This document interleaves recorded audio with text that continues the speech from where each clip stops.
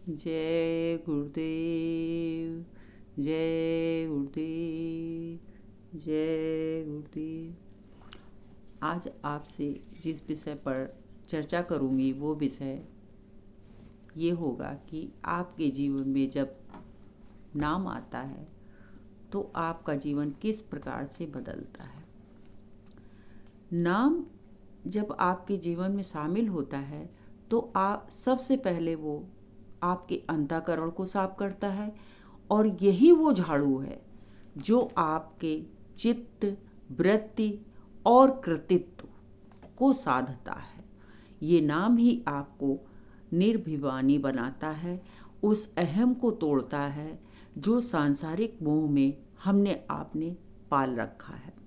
आपके भावों को ये बल देता है और जीव को इस नाम का जब आश्रय मिलता है तो आपके मन की दिशा बदल जाती है।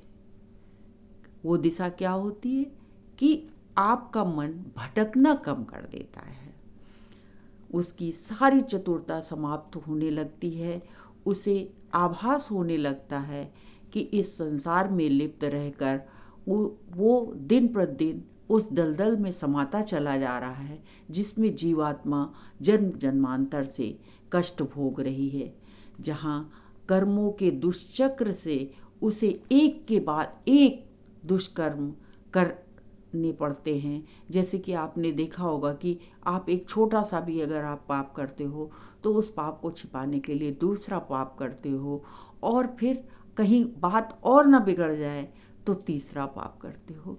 इस तरीके से आपका एक छोटा सा पाप आपसे और पाप पे पाप कराता ही चला जाता है, क्योंकि इसका कोई अंत नहीं है, क्योंकि आपको सही मार्गदर्शन ही नहीं मिला। और ये मन तो यही चाहता ही है कि आप कभी उस मार्ग पे न जाएं जहाँ कोई रस ना हो, इसी संसार में उलझे रहे। इसलिए इसका अंत सिर्फ जीवन का पतन ही है। जब तक आपको उस नाम से अनुराग नहीं होगा तब तक कुछ भी नहीं होने वाला, क्योंकि वो नाम आपको गुरु जब देगा तो ही फलदायी होगा।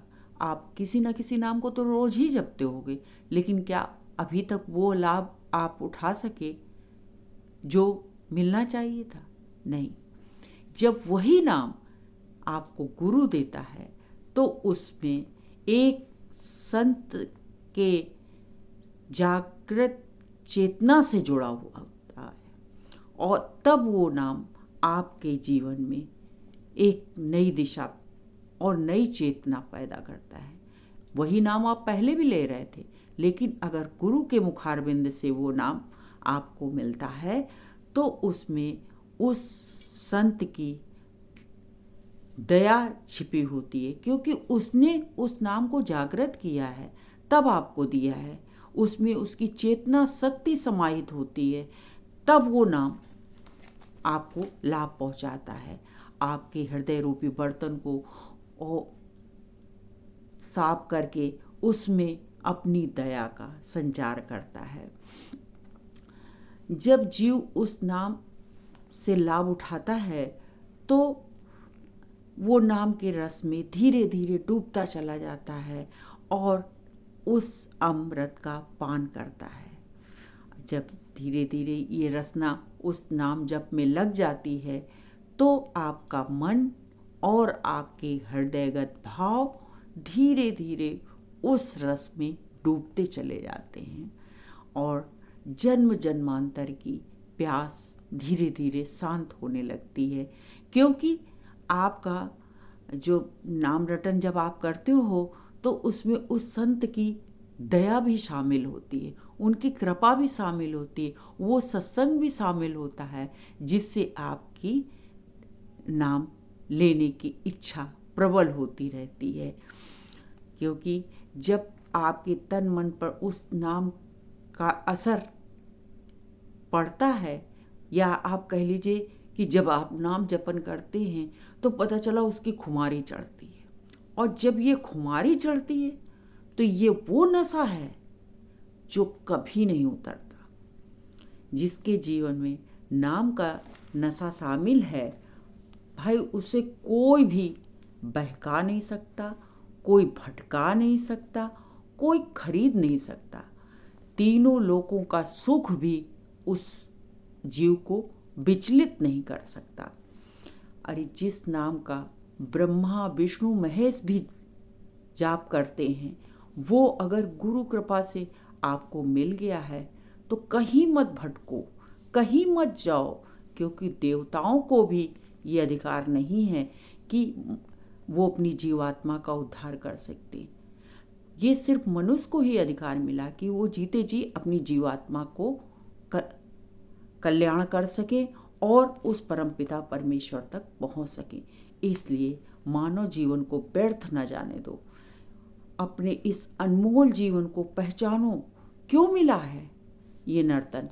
ये काल की गति है, आपको कहीं का नहीं छोड़ेगी, क्योंकि ये नाम आपके जीवन में अगर आया है तो इसका जप करना बहुत सरल, सहज और बहुत ही सुगम है, बशर्ते आप गुरु आदेश का पालन करो।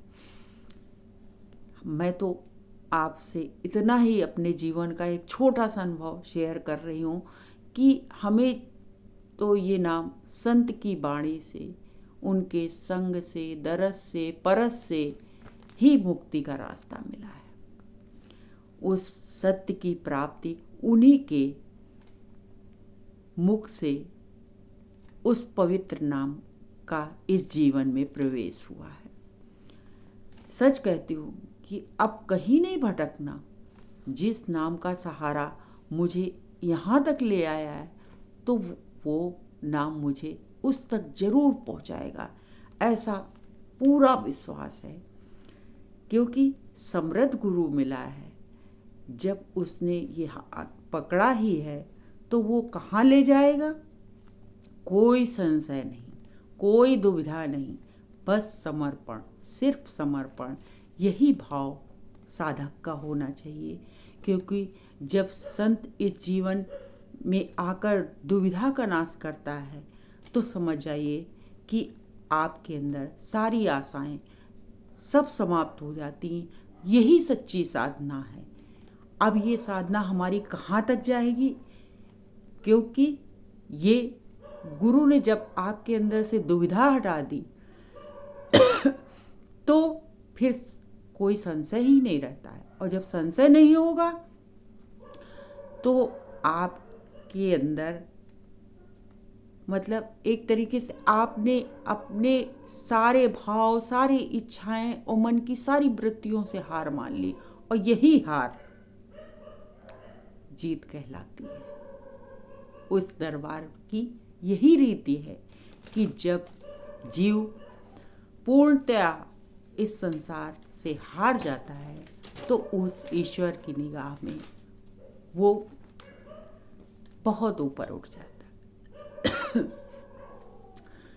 जब आपके पाप कर्मों की गंदगी को संत साफ करते हैं, जो कि आपके वो पाप कर्म एक मल मूत्र से भी अधिक दुर्गंध युक्त होते हैं, लेकिन सच्चा संत उसको धीरे धीरे सत्संग की झाड़ू लगा के उसको साफ करता है। हमारे तो गुरु महाराज ये भी कहते थे कि मैं जात का धोबी नहीं हूँ, पर मैं तुम्हारे कर्मों की गंदगी को जरूर साफ करता हूँ। मैं उन कर्मों की सफाई करता हूँ, इसलिए मैं धोबी हूँ। सच्चे संत साधक की हर जन्म के पाप की गठरी को साफ करके निर्मल करते हैं। आपको वही सच्चा रास्ता बताएंगे। जो उन तक पहुँचे हैं वही तो आपको वहाँ तक पहुँचाएंगे, और जो स्वयं भटक रहे हैं वो आपको और हमको क्या वहाँ तक पहुँचाएंगे। इसलिए समृद्ध गुरु की दीक्षा आपको अपने घर अवश्य पहुँचाएगी। जब आप गुरु के बताए हुए मार्ग पर चल पड़ोगे तो ये जीवात्मा को जगाने की युक्ति वो आपको दे देंगे। फिर आप उस नाम की डोर पकड़कर उस तक पहुंच जाओगे। सारा खेल इस नाम का ही तो है। सही नाम, सही गुरु, सही घाट जब आपको मिल जाएगा तो आपको आनंद प्राप्त होगा। उस आनंद की व्याख्या आप किसी तरीके से नहीं कर सकते। जब आपके जीवन में वो आनंद आएगा तभी आप उस चीज़ को समझोगे। वो कोई व्याख्या करने की चीज़ नहीं है। हमारी आपकी जीवात्माएं सत्पुरुष की हैं और ये काल भगवान का देश है, अर्थात ये परदेश है, और इस परदेश को ही हमने अपना बना लिया। तो परदेश से तो एक दिन निकलना ही पड़ेगा और वापस वहीं जाना पड़ेगा। इसलिए वापस जाने की आप तैयारी करें। आपकी जीवात्मा बंधनों से मुक्त हो ऐसा रास्ता चुनें। इस जीवात्मा का जो सृजनहार है उस तक पहुंचने का प्रयास करें और ऐसे गुरु को हाथ पकड़ाओ जो आपका हाथ उस तक पकड़ा दे। जय